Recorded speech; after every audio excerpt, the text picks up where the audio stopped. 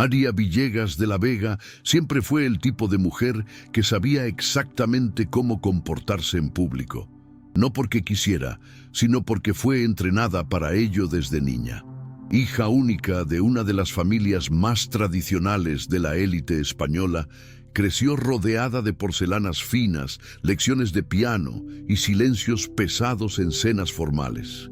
A los 27 años, estaba a punto de casarse con Diego Ramírez, el heredero carismático de una empresa aliada a la suya, en una ceremonia destinada a entrar en los anales de la sociedad madrileña.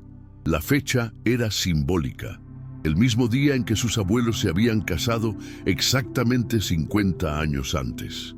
Aquella mañana, Aria despertó con el corazón oprimido, no por inseguridad, sino por algo que no lograba nombrar.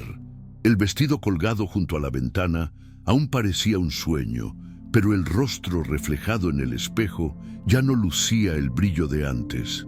El salón estaba lleno, cámaras discretas, invitados vestidos con lo mejor que el dinero podía comprar, arreglos florales importados de Holanda y un equipo de protocolo que parecía coordinar una operación militar.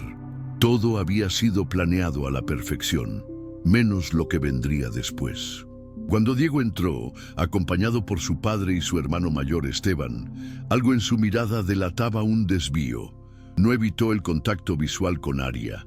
Al contrario, sostuvo la mirada como quien guarda una confesión. Y fue con esa misma mirada que, en el momento de los votos, soltó el micrófono, se volvió hacia el público y anunció que estaba enamorado de otra mujer. «Perdón, pero no puedo continuar con esta farsa. Amo a Lili». El silencio fue inmediato, y luego, el caos. Lili, la joven acogida por la familia Ramírez años atrás, estaba sentada en la primera fila y se levantó sin dudarlo. Diego extendió la mano, y ante todos salió con ella del altar, dejando a Aria sola en el centro del salón, vestida de novia y con el mundo desmoronándose a su alrededor. El dolor de Aria no fue solo emocional, fue físico. Cuando el vestido empezó a apretarle el pecho y los flashes capturaron su colapso en tiempo real, comprendió que aquello no era solo humillación, era exposición. No había forma de escapar. Incluso quienes intentaban desviar la mirada se veían obligados a contemplar la escena por los susurros, las expresiones de asombro y las notificaciones que ya aparecían en los teléfonos. Esteban, aún en el altar, vaciló unos segundos antes de acercarse a ella y tratar de sostenerla, pero Aria se negó. Orgullosa hasta el último cabello, se mantuvo en pie como pudo, aunque por dentro todo se le desmoronaba. En los días siguientes, la historia se apoderó de las columnas sociales y de los grupos cerrados de la élite. Todos tenían una opinión, un chiste, una suposición. Pocos mostraban empatía. Aria desapareció de la vista pública y se refugió en la casa de su abuela paterna, en el campo. Casi nadie lo sabía, pero estaba enferma. Un diagnóstico de endometriosis en estadio avanzado la acompañaba desde hacía 2 años, y el estrés de la humillación aceleró el empeoramiento de su cuadro. Menos de 6 semanas después, Aria sufrió una crisis aguda y fue ingresada. La última imagen que guardó antes de cerrar los ojos fue la de la ventana blanca del hospital. Se sintió vacía, y entonces todo se volvió oscuro. Cuando despertó, la luz de la habitación era distinta. No parecía hospitalaria, era más suave, más cálida. Por un instante pensó que había muerto, y en cierto modo así había sido. El tiempo parecía haber retrocedido. El móvil aún mostraba la misma fecha, pero el rostro reflejado en el espejo no tenía la expresión de alguien destruida. Era como si la hubieran devuelto al camino antes de la bifurcación fatal, y esta vez sabía exactamente lo que no haría. No imploraría el amor de Diego, no consentiría las decisiones ajenas, no silenciaría su intuición. Los primeros días fueron silenciosos, casi contemplativos. Probaba pequeños movimientos como quien reaprende a vivir. Ignoraba mensajes que antes respondería por obligación. Rechazaba invitaciones. Reconsideraba su vestuario. El gesto más grande, sin embargo, fue en la cena familiar, cuando sus padres volvieron a hablar del compromiso con Diego. Y Aria, con voz firme, anunció que había elegido a Esteban. La sala se congeló, pero ella no dio lugar a réplica.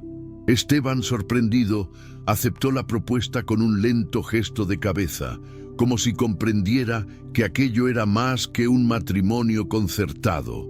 Era un pacto silencioso de dos personas que, a su manera, también habían sido dejadas de lado. Esteban no era un hombre de grandes gestos. Siempre observaba en silencio, hablaba poco, evitaba los focos que naturalmente gravitaban alrededor de su hermano menor. Durante toda la juventud fue visto como el hijo reserva, aquel que se esperaba que fuera estable, confiable y previsible, pero nunca brillante. Aria, sin embargo, comenzó a ver en él algo que nunca había visto en Diego: consistencia. No hacía promesas vacías, ni actuaba por impulso. Cuando accedió a seguir con el compromiso, fue directo. Si vamos a ser verdaderos compañeros, tendrás en mí un aliado, pero no esperes un cuento de hadas. Eso, para Aria, sonó a libertad. Por primera vez, sintió que podía ser ella misma, sin intentar encajar en un molde fabricado. Empezaron a construir una relación silenciosa, basada en el respeto mutuo. Él la escuchaba cuando hablaba de los dolores de la enfermedad, las cicatrices de la exposición y las dudas que aún la asaltaban por la noche. Y poco a poco, ella comenzó a confiar. En la práctica, la boda se celebró de forma discreta. Sin fiestas, sin alardes, solo una ceremonia civil con pocos amigos y la abuela paterna como testigo. Marina, su amiga de la infancia y periodista de investigación, fue una de las pocas personas invitadas. Y fue ella quien, meses después, trajo la primera chispa del pasado de vuelta. En una visita casual al nuevo taller de Aria, donde ella había comenzado a rediseñar joyas como terapia, Marina mencionó un nombre que aparecía repetidamente en documentos confidenciales vinculados a la corrupción en contratos públicos: Diego Ramírez. Aria se atragantó al escucharlo. Creía haber enterrado ese capítulo, pero lo que más la desestabilizó fue el detalle siguiente. Lili también aparecía en los documentos, no como víctima, sino como beneficiaria. Había movimientos bancarios, registros de encuentros con empresarios investigados e incluso fotos comprometedoras. Era más que una traición emocional, era un crimen. Y por primera vez, Aria comprendió que su historia no era solo personal, contenía algo mayor, y tal vez era hora de dejar el silencio atrás. Aria pasó los días siguientes en un estado de alerta interna, como si cada recuerdo hubiera adquirido un nuevo peso. Releyó antiguos correos electrónicos, revisó mensajes archivados e incluso rescató una caja de pertenencias olvidadas del antiguo compromiso. Fue entonces cuando se topó con el cuaderno de bocetos, donde había dibujado, con todo cuidado, las alianzas que debían simbolizar su futuro con Diego. El choque llegó cuando, en un reportaje publicado por Marina, apareció una imagen de Lili saliendo de una reunión con accionistas internacionales, llevando exactamente la alianza que Aria había creado. Era imposible de confundir. Cada detalle del diseño era único, personal, lleno de simbolismos familiares que solo ella conocía.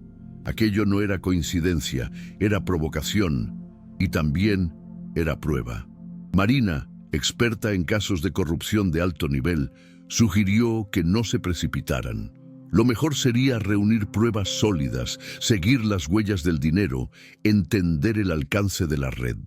Aria estuvo de acuerdo, pero por dentro ya había tomado una decisión. No permitiría que otra mujer fuera borrada de la historia por conveniencia ajena. Ella misma Casi lo había sido. Fue durante una de esas investigaciones silenciosas que Marina halló algo aún más extraño. Antiguos registros del registro civil que mostraban a una mujer llamada Camila de la Vega, conectada a actas de nacimiento relacionadas con la familia de Aria. El nombre no constaba en ningún árbol genealógico oficial, ni había mención de ella en archivos familiares. Para la sociedad, Camila nunca existió. Pero en los documentos aparecía como madre biológica de Lucía, la madre de Aria. Al principio, Aria pensó que se trataba de un error o un homónimo, pero cuanto más excavaban, más indicios surgían de que Camila había sido deliberadamente borrada. Una mujer peligrosa para los hombres de la época, dijo Marina, mostrando un recorte de periódico con un artículo antiguo sobre una joven activista desaparecida en 1979. La foto estaba borrosa, pero la forma de los ojos era idéntica a la de Aria. Por primera vez, sintió que había algo enterrado mucho más profundo que las alianzas. Era su propio origen. Aria decidió ir más allá de los documentos. Necesitaba conocer a Camila, no solo como un nombre en un papel, sino como persona, como historia. Se dirigió al archivo público de la ciudad donde había nacido su madre, y tras horas rebuscando microfilmes y registros polvorientos, encontró una ficha médica que vinculaba a Camila de la Vega con un convento remoto en la frontera con Portugal.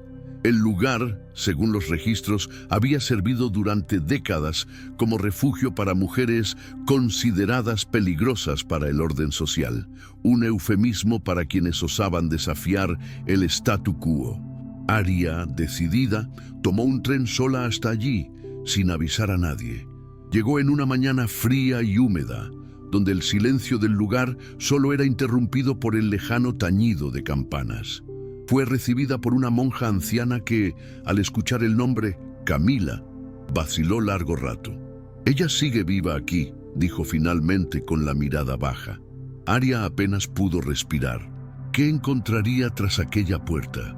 Camila estaba sentada junto a la ventana, con el cabello casi todo blanco, pero los rasgos del rostro aún mostraban una belleza firme, altiva.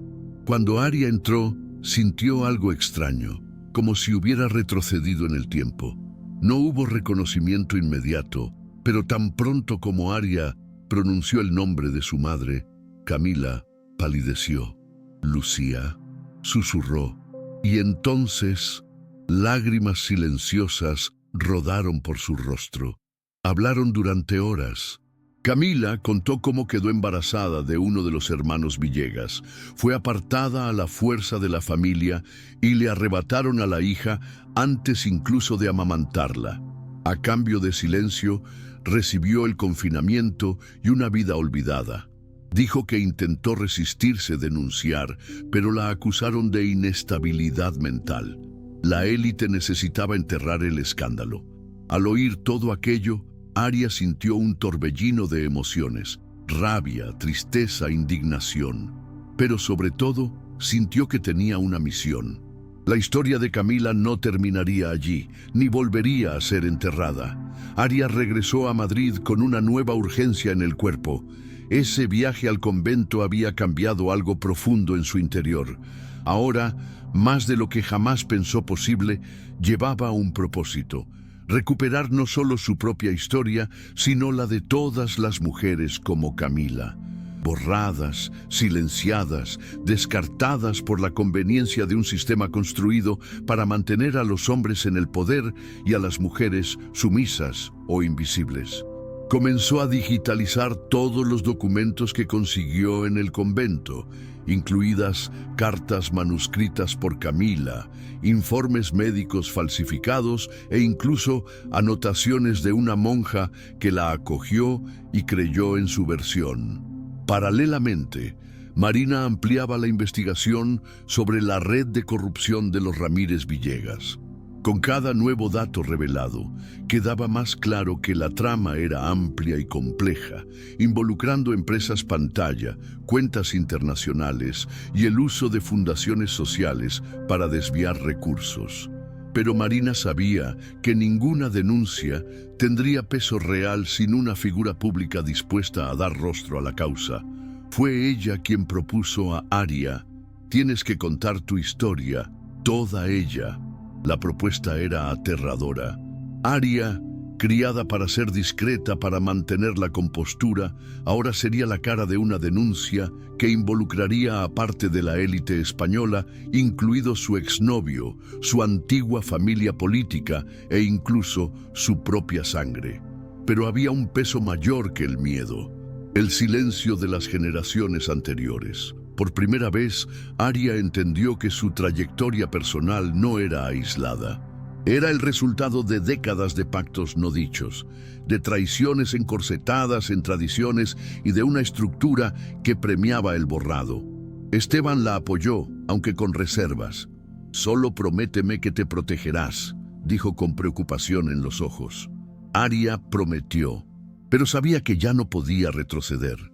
La rueda de prensa se programó para un viernes a las 10 de la mañana. El lugar elegido fue simbólico: el salón de conferencias de la antigua Fundación de la Vega, hoy abandonada, donde el retrato del patriarca seguía ocupando la pared central. Aria ordenó retirar el cuadro. En su lugar, colocó una fotografía restaurada de Camila, sonriendo con la hija en brazos, la única imagen que existía antes del borrado. En la mañana de la rueda de prensa, el salón se llenó de periodistas, activistas, curiosos y representantes de organizaciones de derechos humanos. La presencia de Aria, ahora presentada públicamente como heredera legítima de Camila de la Vega, causó sensación. Pero lo que nadie esperaba fue la forma en que conduciría ese momento. Sin discursos preparados ni jerga jurídica, Aria subió al podio con un dossier grueso en las manos y la voz firme, pero sin arrogancia. Comenzó contando quién había sido su abuela, quién fue su madre y quién ella misma casi dejó de ser. Luego proyectó en la pantalla documentos que vinculaban directamente a Diego Ramírez y Lili con transferencias bancarias ilícitas, uso de documentos falsos, lavado de dinero en asociación con Matías Villegas Jr. y manipulación de fundaciones benéficas para encubrir movimientos millonarios. Pero no se detuvo ahí. Aria expuso también el sistema que permitió que ese tipo de operaciones prosperara durante décadas. Redes de protección legal, connivencia de miembros de la alta sociedad y el silencio comprado de mujeres que, como Camila, fueron dejadas de lado. La repercusión fue inmediata. En menos de 24 horas, la rueda de prensa ya se había viralizado. El hashtag «La heredera del silencio» encabezaba los trending topics en varios países. Organizaciones feministas comenzaron a usar el rostro de Aria como símbolo de resistencia, mientras políticos de la oposición exigían investigaciones urgentes. La Fiscalía abrió una causa y, con los documentos proporcionados por Marina y Aria, decretó la prisión preventiva de Lili. Diego, por su parte, huyó a Ginebra, pero fue localizado pocos días después gracias a la colaboración de un ex empleado arrepentido. Matías, enfrentado a pruebas irrefutables, intentó alegar insanidad transitoria, pero fue desmentido por vídeos internos de reuniones donde se le veía dar órdenes directas para destruir documentos. Aria observaba todo con un mix de alivio y sobriedad. No había euforia, solo la sensación de que por primera vez la justicia dejaba de ser una abstracción. Con la repercusión del caso, Aria empezó a recibir invitaciones para programas de televisión, universidades y eventos internacionales. Todos querían escuchar a la mujer que había convertido su dolor en denuncia, su humillación en acción, pero ella rechazó la mayoría. Sentía que aún no había cumplido su parte. Más que exponer a los culpables, quería reconstruir lo que había sido destruido. Con la ayuda de Marina creó el Instituto Camila de la Vega, una fundación dedicada a acoger, proteger y amplificar las voces femeninas que, como la de su abuela, habían sido silenciadas. El espacio se instaló en el antiguo edificio de la Fundación Familiar, reformado con los recursos que antes se habrían destinado a su boda con Diego. Allí, mujeres en situación de violencia, desamparo jurídico o borrado histórico recibían apoyo legal, psicológico y, sobre todo, escucha. Aria dedicaba gran parte de sus días a escuchar historias, revisar documentos y diseñar estrategias. Era como si, al ayudar a otras, también se reconstruyera a sí misma. Esteban, mientras tanto, permanecía a su lado, pero en silencio.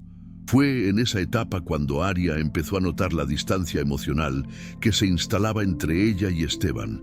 Él seguía presente, amable, coherente, pero ya no compartían las mismas conversaciones ni los mismos silencios. Una noche lluviosa, tras un evento benéfico, él la esperó en el coche con el semblante contenido. «Has encontrado tu camino, pero creo que ya no formo parte de él», dijo sin amargura. Aria no respondió de inmediato. Estaba cansada, pero lúcida. Sabía que él tenía razón. Su relación se había construido en un contexto de dolor mutuo, y ahora que ella seguía un nuevo propósito, tal vez debía avanzar sola. No hubo pelea, solo un abrazo largo y una despedida sin rencores. Aria lloró sola esa noche, pero no por desesperación, sino por gratitud. Esteban había sido su refugio cuando todo se derrumbó, y por eso mismo merecía irse con dignidad. Sola, pero no vacía, Aria se sumergió aún más en la reconstrucción del legado que había heredado. Volvió a diseñar joyas, ya no como un pasatiempo terapéutico, sino como un tributo consciente a las mujeres que moldearon su historia.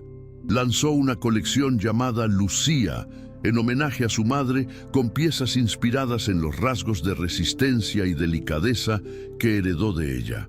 Cada anillo, collar y pulsera venía acompañado de un pequeño texto, escrito a mano por Aria, que contaba brevemente la historia de una mujer silenciada y ahora homenajeada. La línea fue un éxito inmediato, pero Aria rechazó ofertas comerciales millonarias para expandirla. Todos los ingresos se destinaban al Instituto Camila. El éxito, sin embargo, también atrajo la atención de la prensa internacional, que la veía ahora no solo como activista, sino como una mujer de negocios moderna y ética, capaz de transformar el trauma en estructura y la indignación en belleza funcional. En ese periodo, Aria también volvió a encontrarse con su madre con otros ojos. Lucía, que toda la vida había parecido tan distante y rígida, comenzó a abrirse. Poco a poco contó detalles de su infancia nebulosa, de los recuerdos fragmentados que tenía de Camila y del vacío que nunca supo nombrar. Hubo noches en que madre e hija lloraron juntas en silencio, sentadas en el suelo de la biblioteca donde guardaban las cartas restauradas de la abuela. La rabia que Aria sentía hacia Lucía por su pasividad o aparente frialdad en el pasado empezó a disolverse en comprensión. Comprendió que su madre también había sido víctima de una estructura mayor diseñada para proteger el nombre de la familia por encima de la verdad. Y en ese proceso de reconstrucción emocional nació algo nuevo: complicidad. Lucía empezó a frecuentar el instituto, a participar en los círculos de escucha, a revisar su propia historia sin miedo.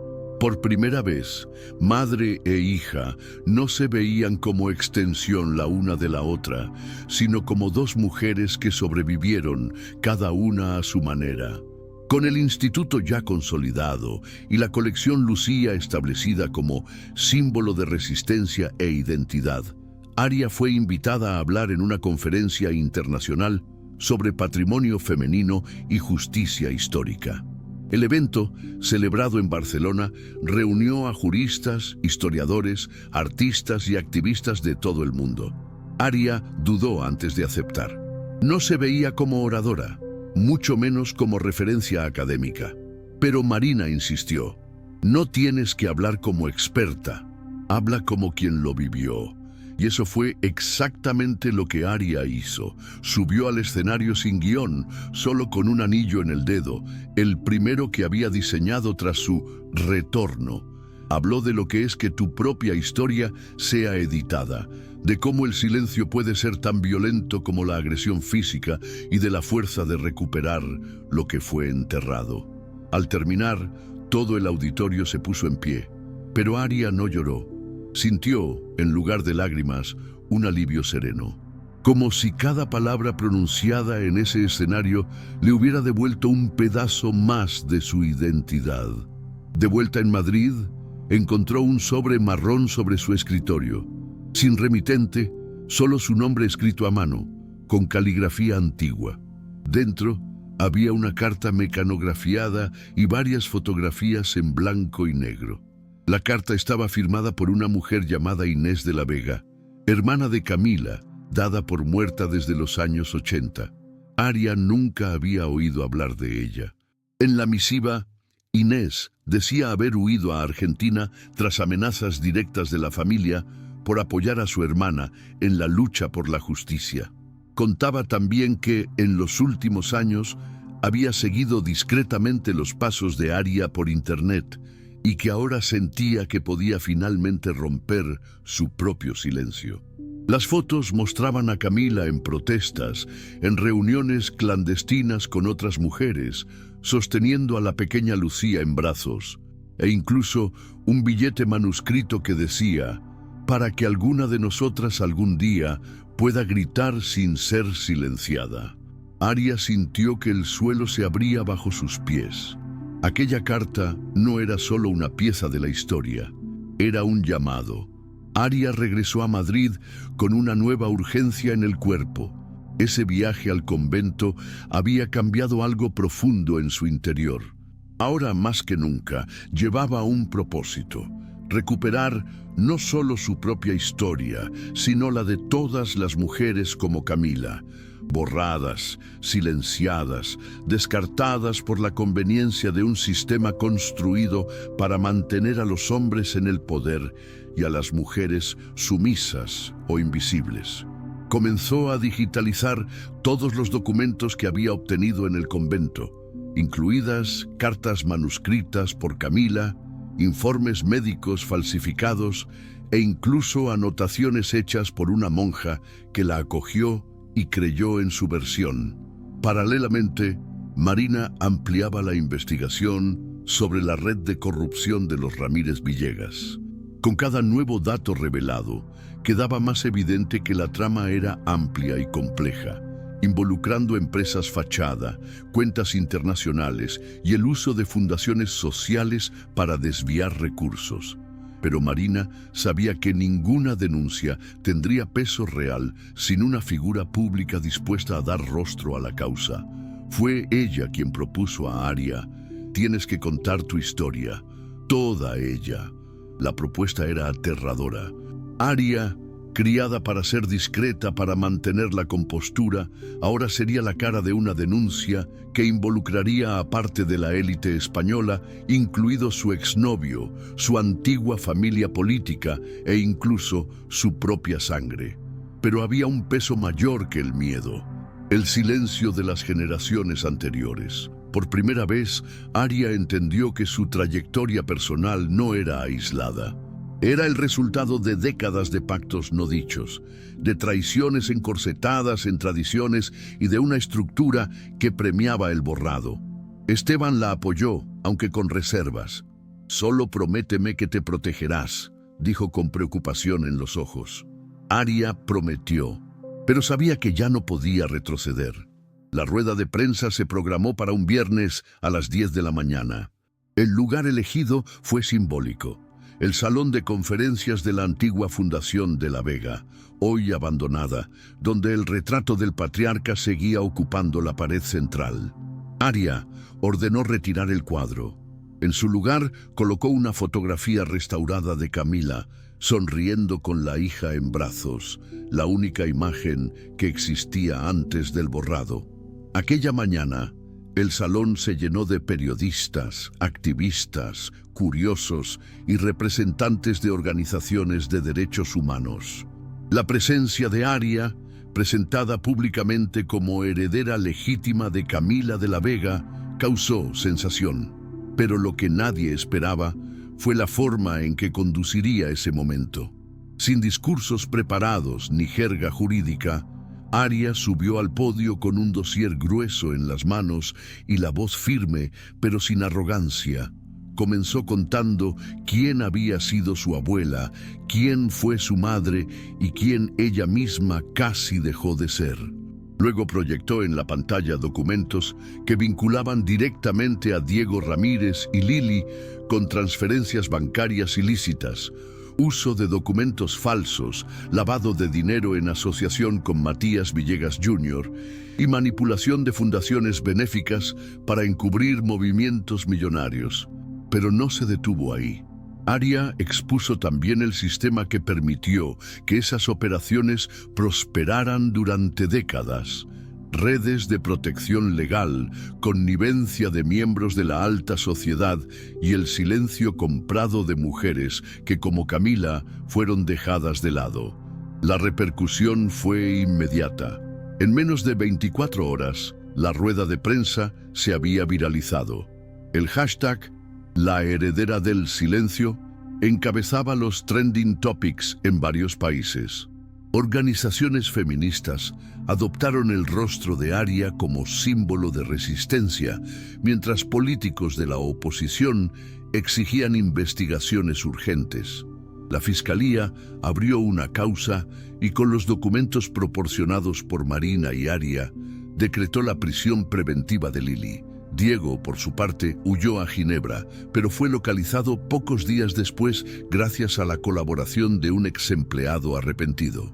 Matías, enfrentado a pruebas irrefutables, intentó alegar insanidad transitoria, pero fue desmentido por vídeos internos donde se le veía dar órdenes directas para destruir documentos. Aria observaba todo con un mix de alivio y sobriedad. No había euforia. Solo la sensación de que, por primera vez, la justicia dejaba de ser una abstracción. Con la repercusión del caso, Aria empezó a recibir invitaciones para programas de televisión, universidades y eventos internacionales. Todos querían escuchar a la mujer que había convertido su dolor en denuncia, su humillación en acción, pero ella rechazó la mayoría. Sentía que aún no había cumplido su parte. Más que exponer a los culpables, quería reconstruir lo que había sido destruido. Con la ayuda de Marina creó el Instituto Camila de la Vega, una fundación dedicada a acoger, proteger y amplificar las voces femeninas que, como la de su abuela, habían sido silenciadas. El espacio se instaló en el antiguo edificio de la Fundación Familiar, reformado con los recursos que antes se habrían destinado a su boda con Diego. Allí, mujeres en situación de violencia, desamparo jurídico o borrado histórico recibían apoyo legal, psicológico y, sobre todo, escucha. Aria dedicaba gran parte de sus días a escuchar historias, revisar documentos y diseñar estrategias. Era como si, al ayudar a otras, también se reconstruyera a sí misma. Esteban, mientras tanto, permanecía a su lado, pero en silencio. Fue en esa etapa cuando Aria empezó a notar la distancia emocional que se instalaba entre ella y Esteban. Él seguía presente, amable, coherente, pero ya no compartían las mismas conversaciones ni los mismos silencios. Una noche lluviosa, tras un evento benéfico, él la esperó en el coche con el semblante contenido. «Has encontrado tu camino, pero creo que ya no formo parte de él», dijo sin amargura. Aria no respondió de inmediato.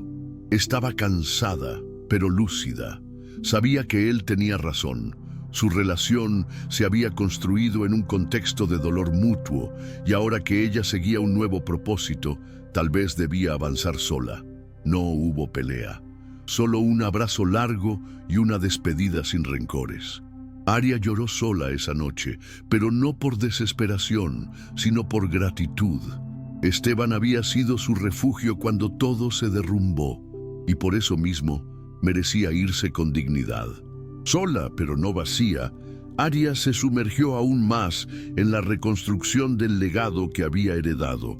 Volvió a diseñar joyas, ya no como un pasatiempo terapéutico, sino como un tributo consciente a las mujeres que moldearon su historia. Lanzó una colección llamada Lucía, en homenaje a su madre, con piezas inspiradas en los rasgos de resistencia y delicadeza que heredó de ella. Cada anillo, collar y pulsera venía acompañado de un pequeño texto, escrito a mano por Aria, que contaba brevemente la historia de una mujer silenciada y ahora homenajeada. La línea fue un éxito inmediato, pero Aria rechazó ofertas comerciales millonarias para expandirla. Todos los ingresos se destinaban al Instituto Camila. El éxito, sin embargo, también atrajo la atención de la prensa internacional, que la veía ahora no solo como activista, sino como una mujer de negocios moderna y ética, capaz de transformar el trauma en estructura y la indignación en belleza funcional. En ese periodo, Aria también volvió a encontrarse con su madre con otros ojos. Lucía, que toda la vida había parecido tan distante y rígida, comenzó a abrirse. Poco a poco contó detalles de su infancia nebulosa, de los recuerdos fragmentados que tenía de Camila y del vacío que nunca supo nombrar. Hubo noches en que madre e hija lloraron juntas en silencio, sentadas en el suelo de la biblioteca donde guardaban las cartas restauradas de la abuela.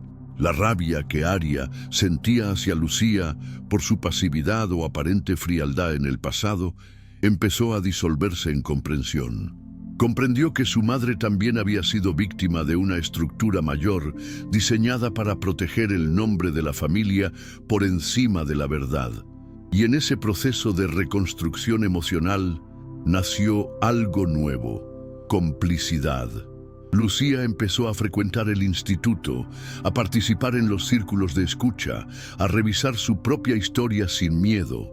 Por primera vez, madre e hija no se veían como extensión la una de la otra, sino como dos mujeres que sobrevivieron, cada una a su manera. Con el instituto ya consolidado y la colección Lucía establecida como símbolo de resistencia e identidad, Aria fue invitada a hablar en una conferencia internacional sobre patrimonio femenino y justicia histórica. El evento, celebrado en Barcelona, reunió a juristas, historiadores, artistas y activistas de todo el mundo. Aria dudó antes de aceptar. No se veía como oradora, mucho menos como referencia académica. Pero Marina insistió: no tienes que hablar como experta, habla como quien lo vivió. Y eso fue exactamente lo que Aria hizo. Subió al escenario sin guión, solo con un anillo en el dedo, el primero que había diseñado tras su retorno. Habló de lo que es que tu propia historia sea editada, de cómo el silencio puede ser tan violento como la agresión física y de la fuerza de recuperar lo que fue enterrado. Al terminar, todo el auditorio se puso en pie, pero Aria no lloró.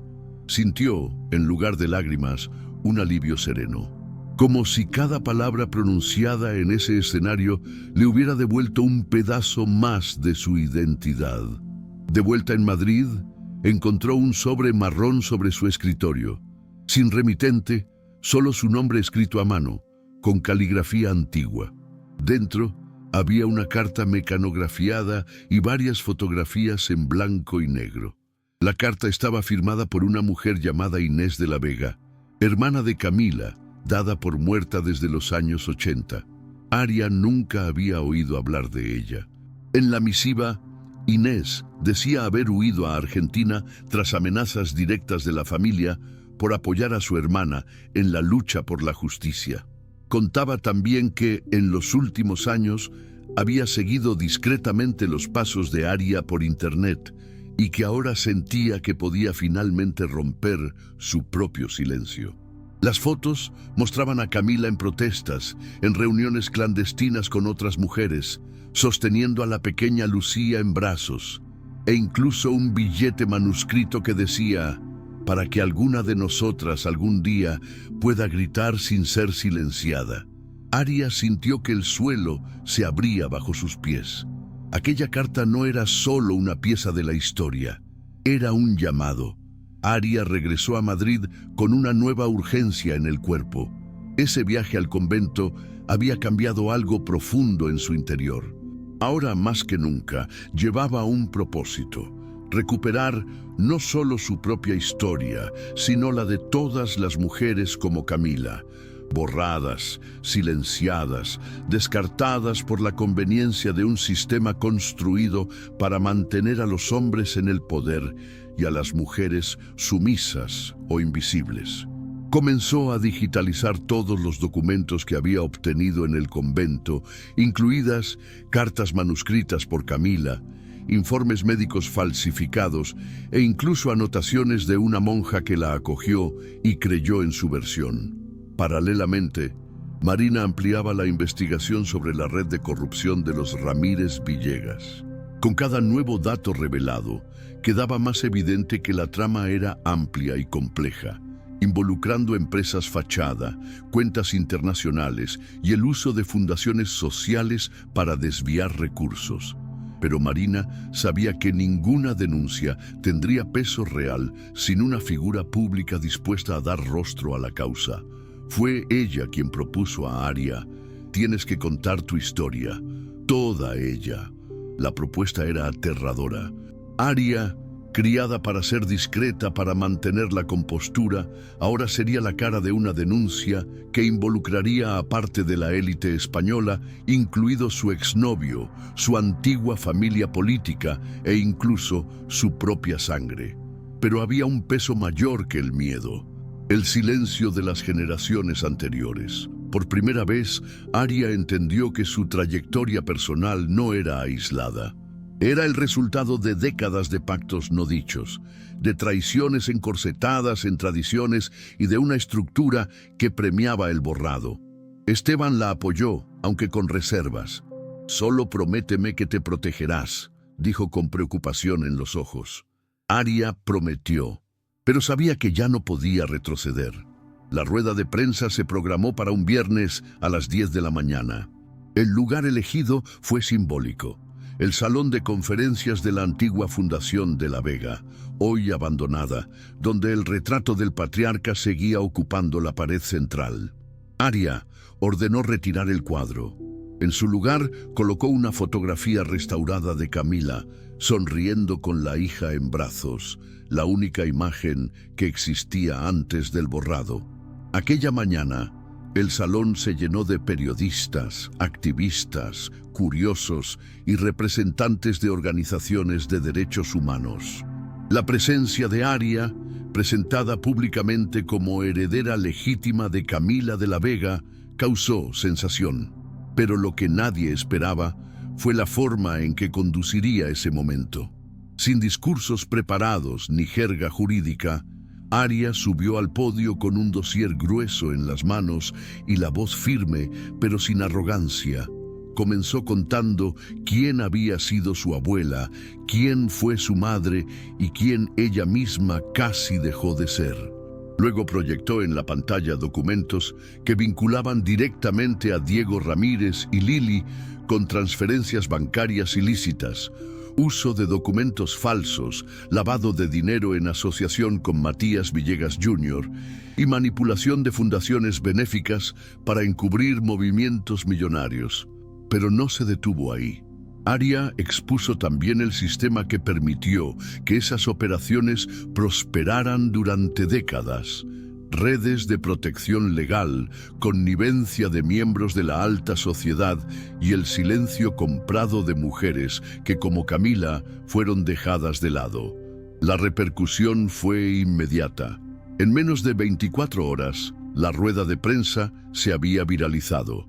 El hashtag «La heredera del silencio» encabezaba los trending topics en varios países. Organizaciones feministas adoptaron el rostro de Aria como símbolo de resistencia, mientras políticos de la oposición exigían investigaciones urgentes. La Fiscalía abrió una causa y, con los documentos proporcionados por Marina y Aria, decretó la prisión preventiva de Lili. Diego, por su parte, huyó a Ginebra, pero fue localizado pocos días después gracias a la colaboración de un exempleado arrepentido. Matías, enfrentado a pruebas irrefutables, intentó alegar insanidad transitoria, pero fue desmentido por videos internos, donde se le veía dar órdenes directas para destruir documentos. Aria observaba todo con un mix de alivio y sobriedad. No había euforia, solo la sensación de que por primera vez la justicia dejaba de ser una abstracción. Con la repercusión del caso, Aria empezó a recibir invitaciones para programas de televisión, universidades y eventos internacionales.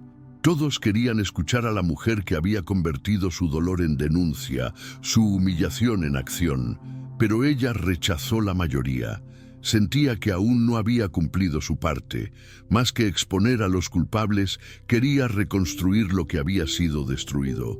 Con la ayuda de Marina creó el Instituto Camila de la Vega, una fundación dedicada a acoger, proteger y amplificar las voces femeninas que, como la de su abuela, habían sido silenciadas. El espacio se instaló en el antiguo edificio de la Fundación Familiar, reformado con los recursos que antes se habrían destinado a su boda con Diego.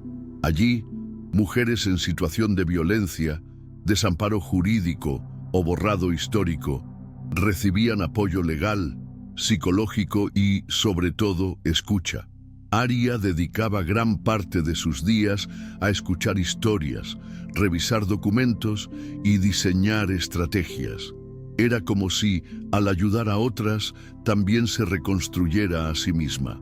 Esteban, mientras tanto, permanecía a su lado, pero en silencio. Fue en esa etapa cuando Aria empezó a notar la distancia emocional que se instalaba entre ella y Esteban. Él seguía presente, amable, coherente, pero ya no compartían las mismas conversaciones ni los mismos silencios. Una noche lluviosa, tras un evento benéfico, él la esperó en el coche con el semblante contenido. «Has encontrado tu camino, pero creo que ya no formo parte de él», dijo sin amargura. Aria no respondió de inmediato. Estaba cansada, pero lúcida. Sabía que él tenía razón. Su relación se había construido en un contexto de dolor mutuo, y ahora que ella seguía un nuevo propósito, tal vez debía avanzar sola. No hubo pelea, solo un abrazo largo y una despedida sin rencores. Aria lloró sola esa noche, pero no por desesperación, sino por gratitud. Esteban había sido su refugio cuando todo se derrumbó, y por eso mismo merecía irse con dignidad. Sola, pero no vacía, Aria se sumergió aún más en la reconstrucción del legado que había heredado. Volvió a diseñar joyas, ya no como un pasatiempo terapéutico, sino como un tributo consciente a las mujeres que moldearon su historia. Lanzó una colección llamada Lucía, en homenaje a su madre, con piezas inspiradas en los rasgos de resistencia y delicadeza que heredó de ella. Cada anillo, collar y pulsera venía acompañado de un pequeño texto, escrito a mano por Aria, que contaba brevemente la historia de una mujer silenciada y ahora homenajeada. La línea fue un éxito inmediato, pero Aria rechazó ofertas comerciales millonarias para expandirla. Todos los ingresos se destinaban al Instituto Camila. El éxito, sin embargo, también atrajo la atención de la prensa internacional, que la veía ahora no solo como activista, sino como una mujer de negocios moderna y ética, capaz de transformar el trauma en estructura y la indignación en belleza funcional. En ese periodo, Aria también volvió a encontrarse con su madre con otros ojos. Lucía, que toda la vida había parecido tan distante y rígida, comenzó a abrirse. Poco a poco contó detalles de su infancia nebulosa, de los recuerdos fragmentados que tenía de Camila y del vacío que nunca supo nombrar. Hubo noches en que madre e hija lloraron juntas en silencio, sentadas en el suelo de la biblioteca donde guardaban las cartas restauradas de la abuela. La rabia que Aria sentía hacia Lucía por su pasividad o aparente frialdad en el pasado empezó a disolverse en comprensión. Comprendió que su madre también había sido víctima de una estructura mayor diseñada para proteger el nombre de la familia por encima de la verdad. Y en ese proceso de reconstrucción emocional nació algo nuevo: complicidad. Lucía empezó a frecuentar el instituto, a participar en los círculos de escucha, a revisar su propia historia sin miedo. Por primera vez, madre e hija no se veían como extensión la una de la otra, sino como dos mujeres que sobrevivieron, cada una a su manera. Con el instituto ya consolidado y la colección Lucía establecida como símbolo de resistencia e identidad, Aria fue invitada a hablar en una conferencia internacional sobre patrimonio femenino y justicia histórica. El evento, celebrado en Barcelona, reunió a juristas, historiadores, artistas y activistas de todo el mundo. Aria dudó antes de aceptar. No se veía como oradora, mucho menos como referencia académica. Pero Marina insistió: no tienes que hablar como experta, habla como quien lo vivió. Y eso fue exactamente lo que Aria hizo. Subió al escenario sin guión, solo con un anillo en el dedo, el primero que había diseñado tras su retorno. Habló de lo que es que tu propia historia sea editada, de cómo el silencio puede ser tan violento como la agresión física y de la fuerza de recuperar lo que fue enterrado. Al terminar, todo el auditorio se puso en pie, pero Aria no lloró.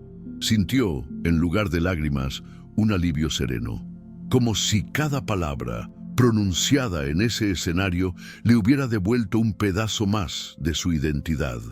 De vuelta en Madrid, encontró una caja simple en su casa, dejada por uno de los empleados del instituto. Dentro había decenas de cartas escritas por mujeres que se inspiraron en su trayectoria. Algunas relataban historias de abuso, otras de adopciones forzadas y otras de luchas silenciosas dentro de sus propias familias. Pero todas tenían algo en común. Hablaban de un coraje despertado. Aria leyó cada una con calma, anotando nombres y respondiendo algunas con mensajes personales.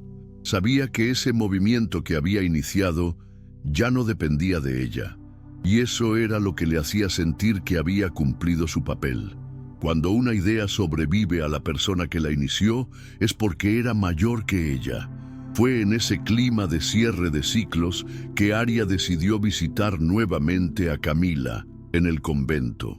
Ya había pasado más de un año desde su última visita, y esta vez llevaba consigo un libro encuadernado con las principales acciones del instituto y una copia del dossier El legado roto.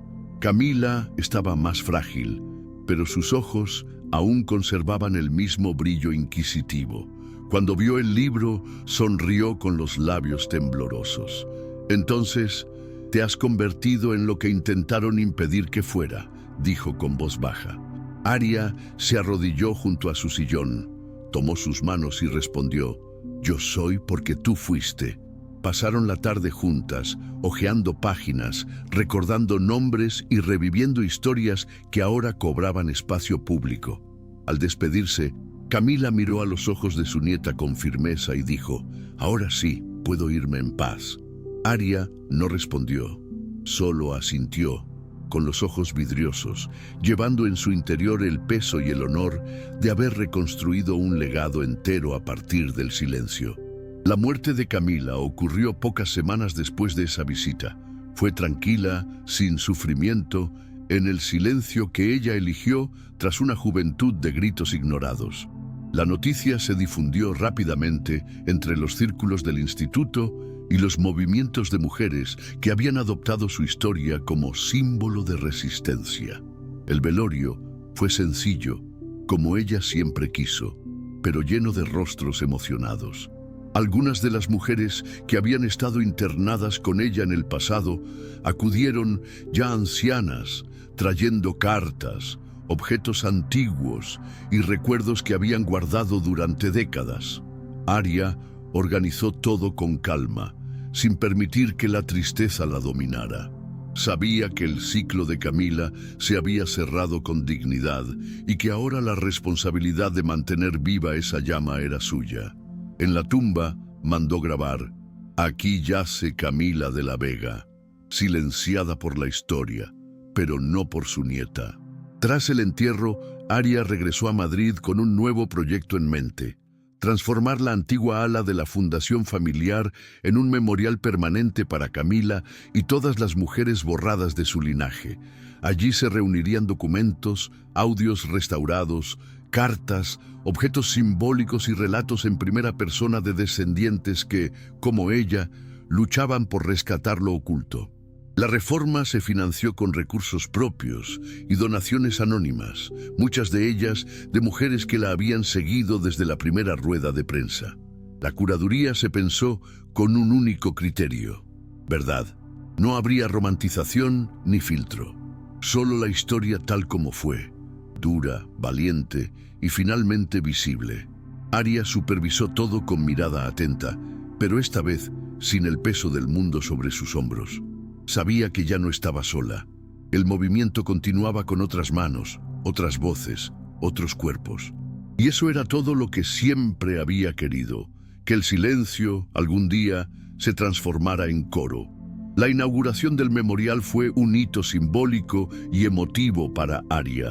El edificio, antes símbolo de opresión y olvido, ahora recibía luz natural a través de amplias ventanas, paredes pintadas en tonos suaves y exposiciones interactivas que invitaban a la reflexión. Entre los visitantes estaban familiares de víctimas, historiadores renombrados, políticos locales y jóvenes estudiantes interesados en la recuperación histórica que Aria había iniciado. Al ver el espacio lleno, Aria sintió una emoción distinta. No era orgullo ni alivio, sino un sentimiento difícil de definir, algo cercano a la paz. Caminando lentamente por los pasillos, escuchaba fragmentos de historias en los altavoces. Mujeres que resistieron en silencio, otras que se rebelaron en público y algunas que simplemente existieron, contra todo pronóstico. En cada relato, Aria encontraba una confirmación. El silencio ya no era sentencia, sino memoria viva. Al final del evento, mientras conversaba con un grupo de jóvenes universitarias, una de ellas preguntó tímidamente si Aria creía que el pasado podía realmente repararse.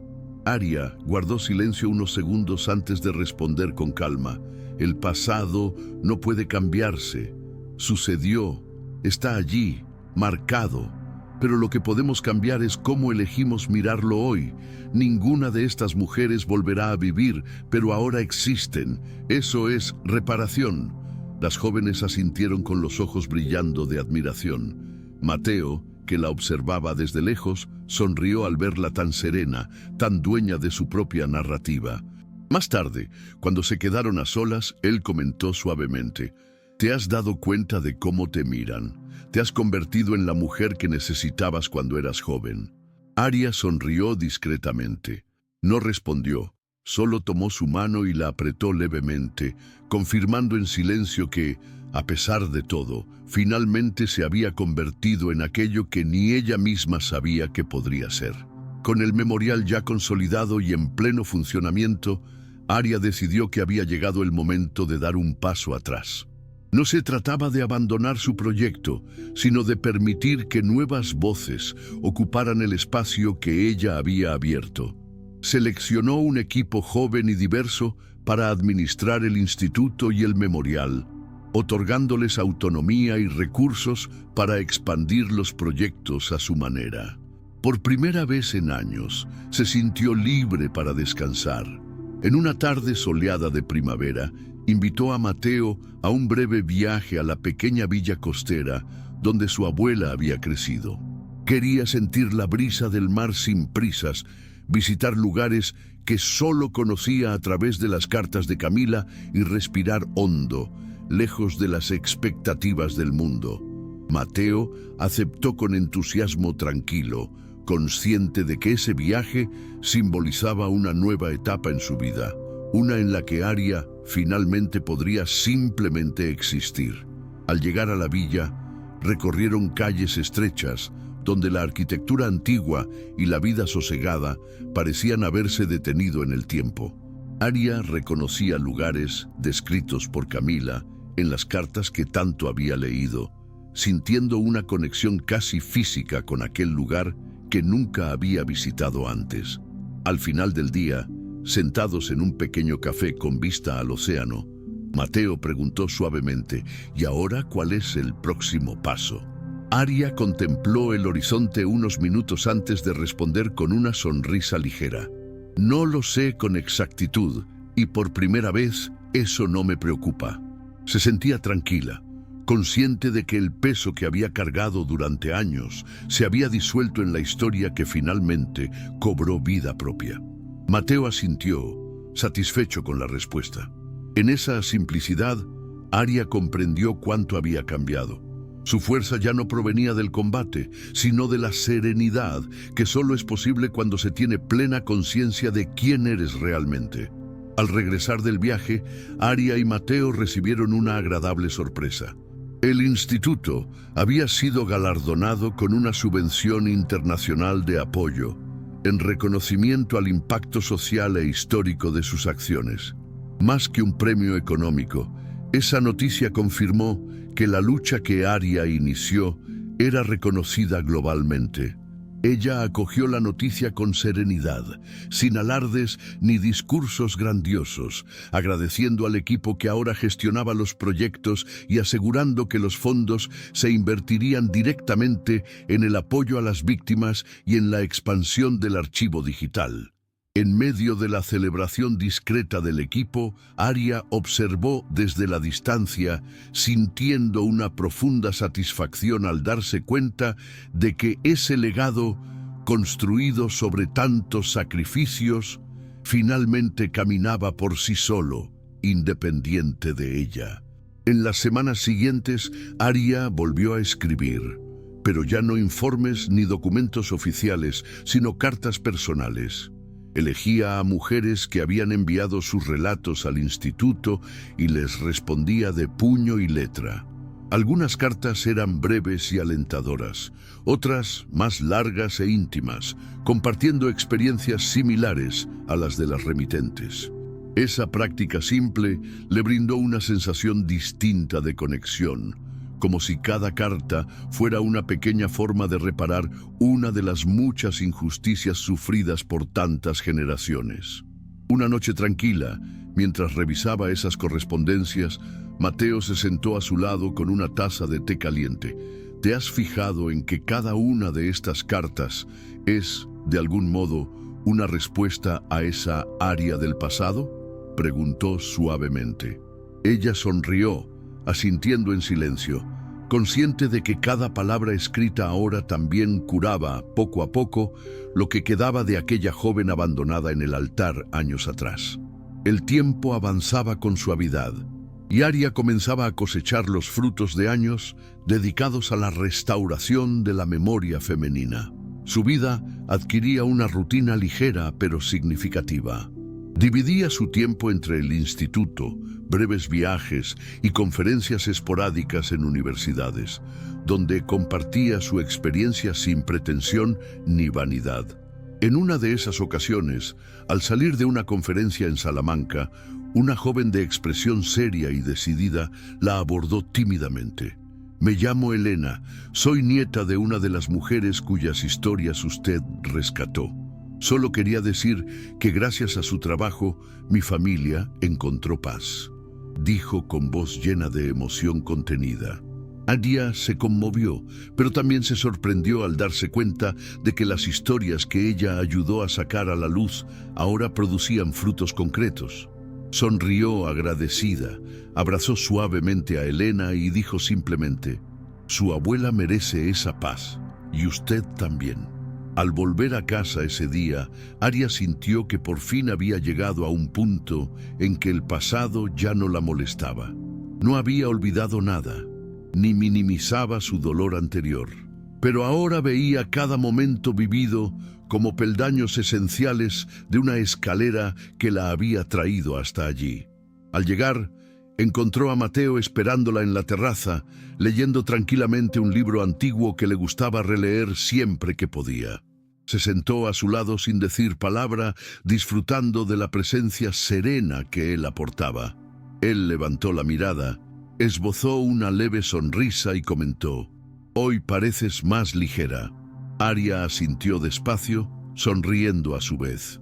«Es que por fin me di cuenta de que ya no cargo el peso de las historias, ahora solo las guardo». Él cerró el libro y tomó su mano con delicadeza. Se quedaron allí, en el silencio cómodo del atardecer, comprendiendo que la felicidad había llegado no en forma de grandes eventos, sino en la serenidad de los pequeños gestos. A medida que el tiempo pasaba, Aria comenzó a notar cambios sutiles en sí misma y en su relación con Mateo. Ya no sentía la necesidad constante de estar activa en el instituto. Confiaba plenamente en el equipo y en la nueva generación que continuaba su legado. Esta sensación de desapego saludable abrió espacio para que Aria se permitiera vivir otras formas de realización personal. Fue entonces cuando surgió la invitación para escribir una columna semanal en un importante diario español, abordando temas de memoria histórica, empoderamiento femenino y derechos humanos. Al principio dudó, pero tras conversar con Mateo y Marina, decidió aceptar.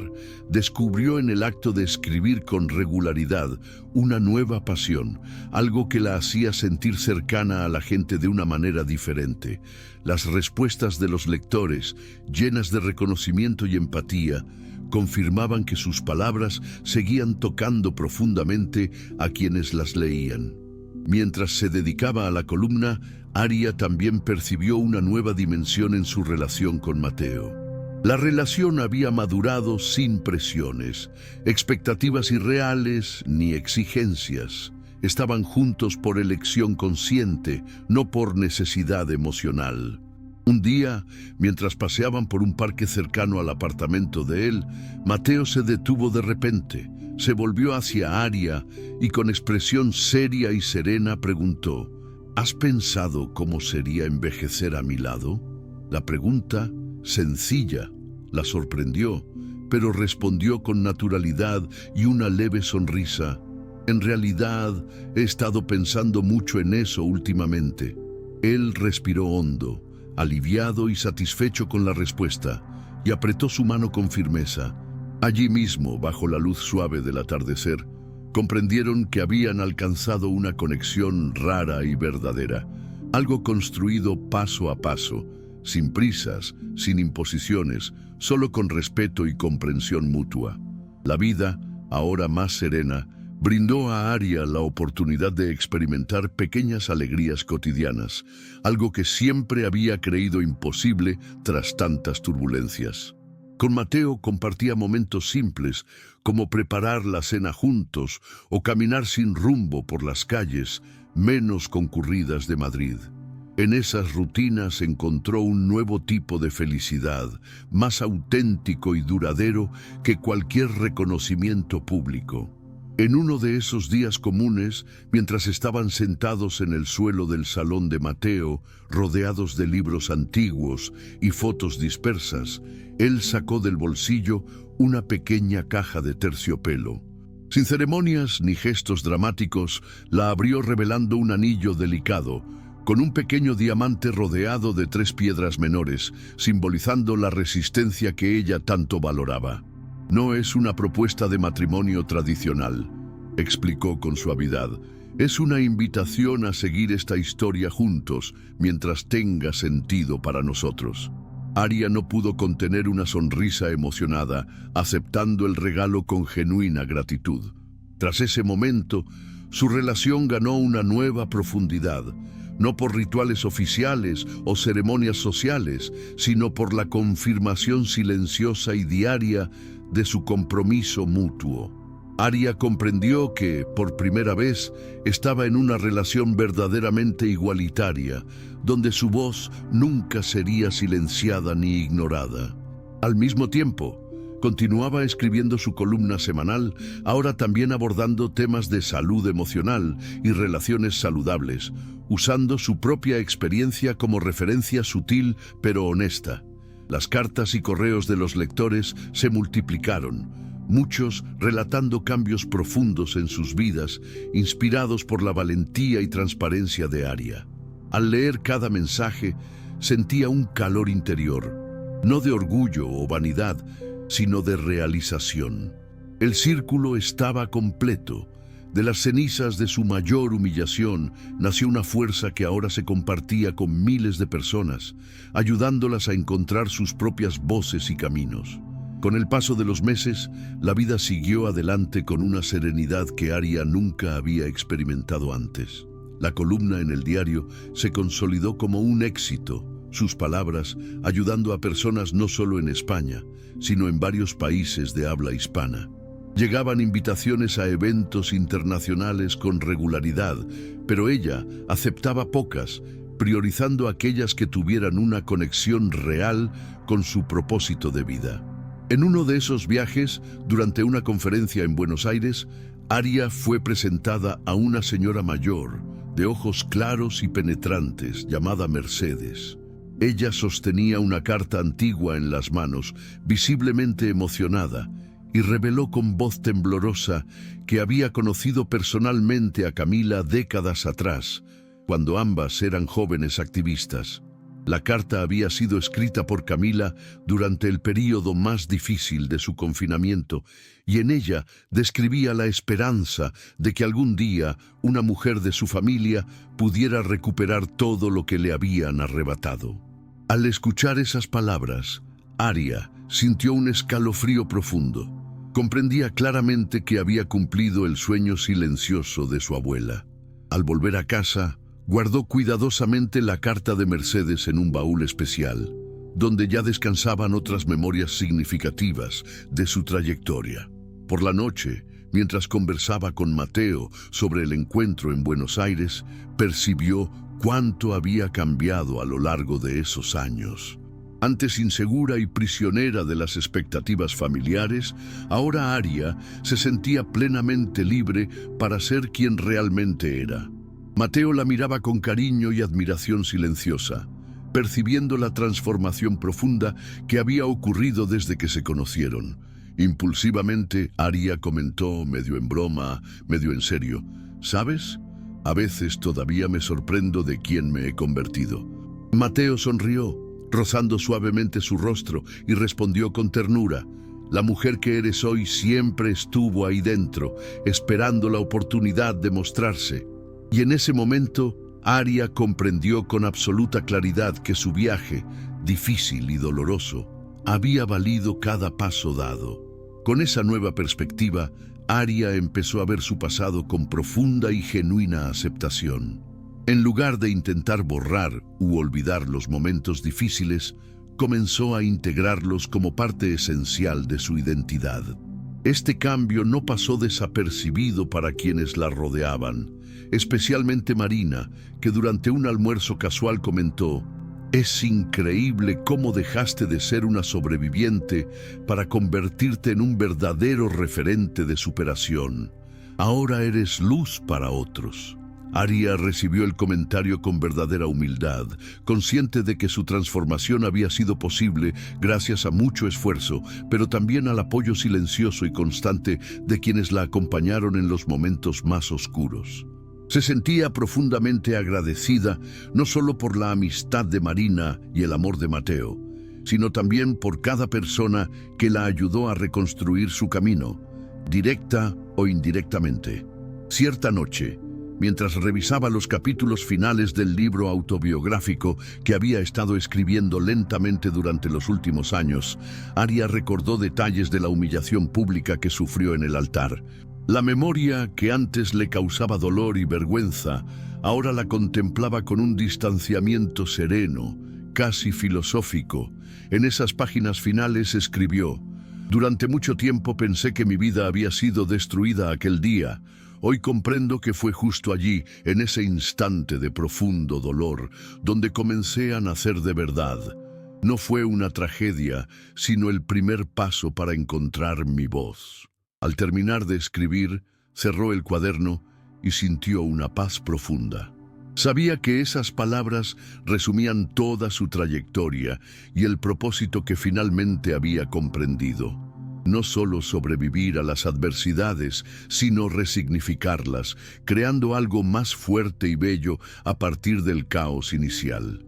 El tiempo avanzaba con suavidad, y Aria comenzaba a cosechar los frutos de años dedicados a la restauración de la memoria femenina. Su vida adquiría una rutina ligera, pero significativa. Dividía su tiempo entre el instituto, breves viajes y conferencias esporádicas en universidades, donde compartía su experiencia sin pretensión ni vanidad. En una de esas ocasiones, al salir de una conferencia en Salamanca, una joven de expresión seria y decidida la abordó tímidamente. «Me llamo Elena, soy nieta de una de las mujeres cuyas historias usted rescató. Solo quería decir que gracias a su trabajo, mi familia encontró paz», dijo con voz llena de emoción contenida. Aria se conmovió, pero también se sorprendió al darse cuenta de que las historias que ella ayudó a sacar a la luz ahora producían frutos concretos. Sonrió agradecida, abrazó suavemente a Elena y dijo simplemente: «Su abuela merece esa paz. Y usted también». Al volver a casa ese día, Aria sintió que por fin había llegado a un punto en que el pasado ya no la molestaba. No había olvidado nada, ni minimizaba su dolor anterior. Pero ahora veía cada momento vivido como peldaños esenciales de una escalera que la había traído hasta allí. Al llegar, encontró a Mateo esperándola en la terraza, leyendo tranquilamente un libro antiguo que le gustaba releer siempre que podía. Se sentó a su lado sin decir palabra, disfrutando de la presencia serena que él aportaba. Él levantó la mirada, esbozó una leve sonrisa y comentó: «Hoy pareces más ligera». Aria asintió despacio, sonriendo a su vez. «Es que por fin me di cuenta de que ya no cargo el peso de las historias, ahora solo las guardo». Él cerró el libro y tomó su mano con delicadeza. Se quedaron allí, en el silencio cómodo del atardecer, comprendiendo que la felicidad había llegado no en forma de grandes eventos, sino en la serenidad de los pequeños gestos. A medida que el tiempo pasaba, Aria comenzó a notar cambios sutiles en sí misma y en su relación con Mateo.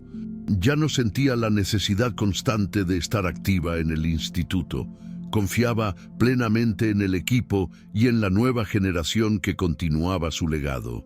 Esta sensación de desapego saludable abrió espacio para que Aria se permitiera vivir otras formas de realización personal.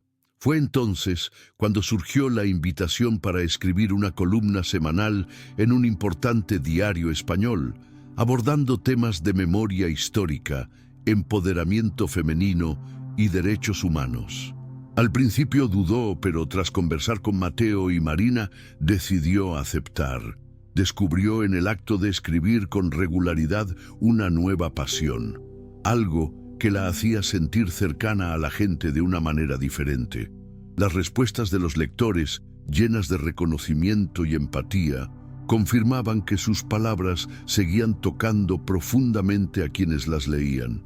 Mientras se dedicaba a la columna, Aria también percibió una nueva dimensión en su relación con Mateo. La relación había madurado sin presiones, expectativas irreales ni exigencias. Estaban juntos por elección consciente, no por necesidad emocional. Un día, mientras paseaban por un parque cercano al apartamento de él, Mateo se detuvo de repente, se volvió hacia Aria y con expresión seria y serena preguntó: «¿Has pensado cómo sería envejecer a mi lado?». La pregunta, sencilla, la sorprendió, pero respondió con naturalidad y una leve sonrisa: «En realidad, he estado pensando mucho en eso últimamente». Él respiró hondo, aliviado y satisfecho con la respuesta, y apretó su mano con firmeza. Allí mismo, bajo la luz suave del atardecer, comprendieron que habían alcanzado una conexión rara y verdadera. algo construido paso a paso, sin prisas, sin imposiciones, solo con respeto y comprensión mutua. La vida, ahora más serena, brindó a Aria la oportunidad de experimentar pequeñas alegrías cotidianas, algo que siempre había creído imposible tras tantas turbulencias. Con Mateo compartía momentos simples, como preparar la cena juntos o caminar sin rumbo por las calles menos concurridas de Madrid. En esas rutinas encontró un nuevo tipo de felicidad, más auténtico y duradero que cualquier reconocimiento público. En uno de esos días comunes, mientras estaban sentados en el suelo del salón de Mateo, rodeados de libros antiguos y fotos dispersas, él sacó del bolsillo una pequeña caja de terciopelo. Sin ceremonias ni gestos dramáticos, la abrió revelando un anillo delicado, con un pequeño diamante rodeado de 3 piedras menores, simbolizando la resistencia que ella tanto valoraba. No es una propuesta de matrimonio tradicional, explicó con suavidad. Es una invitación a seguir esta historia juntos mientras tenga sentido para nosotros. Aria no pudo contener una sonrisa emocionada, aceptando el regalo con genuina gratitud. Tras ese momento, su relación ganó una nueva profundidad, no por rituales oficiales o ceremonias sociales, sino por la confirmación silenciosa y diaria de su compromiso mutuo. Aria comprendió que, por primera vez, estaba en una relación verdaderamente igualitaria, donde su voz nunca sería silenciada ni ignorada. Al mismo tiempo, continuaba escribiendo su columna semanal, ahora también abordando temas de salud emocional y relaciones saludables, usando su propia experiencia como referencia sutil pero honesta. Las cartas y correos de los lectores se multiplicaron, muchos relatando cambios profundos en sus vidas, inspirados por la valentía y transparencia de Aria. Al leer cada mensaje, sentía un calor interior, no de orgullo o vanidad, sino de realización. El círculo estaba completo. De las cenizas de su mayor humillación nació una fuerza que ahora se compartía con miles de personas, ayudándolas a encontrar sus propias voces y caminos. Con el paso de los meses, la vida siguió adelante con una serenidad que Aria nunca había experimentado antes. La columna en el diario se consolidó como un éxito, sus palabras ayudando a personas no solo en España, sino en varios países de habla hispana. Llegaban invitaciones a eventos internacionales con regularidad, pero ella aceptaba pocas, priorizando aquellas que tuvieran una conexión real con su propósito de vida. En uno de esos viajes, durante una conferencia en Buenos Aires, Aria fue presentada a una señora mayor, de ojos claros y penetrantes, llamada Mercedes. Ella sostenía una carta antigua en las manos, visiblemente emocionada, y reveló con voz temblorosa que había conocido personalmente a Camila décadas atrás, cuando ambas eran jóvenes activistas. La carta había sido escrita por Camila durante el período más difícil de su confinamiento, y en ella describía la esperanza de que algún día una mujer de su familia pudiera recuperar todo lo que le habían arrebatado. Al escuchar esas palabras, Aria sintió un escalofrío profundo. Comprendía claramente que había cumplido el sueño silencioso de su abuela. Al volver a casa, guardó cuidadosamente la carta de Mercedes en un baúl especial, donde ya descansaban otras memorias significativas de su trayectoria. Por la noche, mientras conversaba con Mateo sobre el encuentro en Buenos Aires, percibió cuánto había cambiado a lo largo de esos años. Antes insegura y prisionera de las expectativas familiares, ahora Aria se sentía plenamente libre para ser quien realmente era. Mateo la miraba con cariño y admiración silenciosa, percibiendo la transformación profunda que había ocurrido desde que se conocieron. Impulsivamente, Aria comentó, medio en broma, medio en serio: ¿sabes? A veces todavía me sorprendo de quién me he convertido. Mateo sonrió, rozando suavemente su rostro, y respondió con ternura: la mujer que eres hoy siempre estuvo ahí dentro, esperando la oportunidad de mostrarse. Y en ese momento, Aria comprendió con absoluta claridad que su viaje, difícil y doloroso, había valido cada paso dado. Con esa nueva perspectiva, Aria empezó a ver su pasado con profunda y genuina aceptación. En lugar de intentar borrar u olvidar los momentos difíciles, comenzó a integrarlos como parte esencial de su identidad. Este cambio no pasó desapercibido para quienes la rodeaban, especialmente Marina, que durante un almuerzo casual comentó: «Es increíble cómo dejaste de ser una sobreviviente para convertirte en un verdadero referente de superación. Ahora eres luz para otros».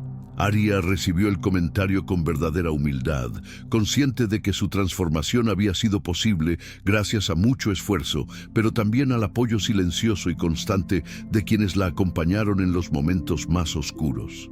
Se sentía profundamente agradecida no solo por la amistad de Marina y el amor de Mateo, sino también por cada persona que la ayudó a reconstruir su camino, directa o indirectamente. Cierta noche, mientras revisaba los capítulos finales del libro autobiográfico que había estado escribiendo lentamente durante los últimos años, Aria recordó detalles de la humillación pública que sufrió en el altar. La memoria que antes le causaba dolor y vergüenza, ahora la contemplaba con un distanciamiento sereno, casi filosófico. En esas páginas finales escribió: «Durante mucho tiempo pensé que mi vida había sido destruida aquel día.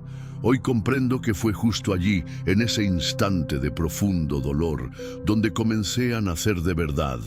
No fue una tragedia, sino el primer paso para encontrar mi voz». Al terminar de escribir, cerró el cuaderno y sintió una paz profunda. Sabía que esas palabras resumían toda su trayectoria y el propósito que finalmente había comprendido: no solo sobrevivir a las adversidades, sino resignificarlas, creando algo más fuerte y bello a partir del caos inicial.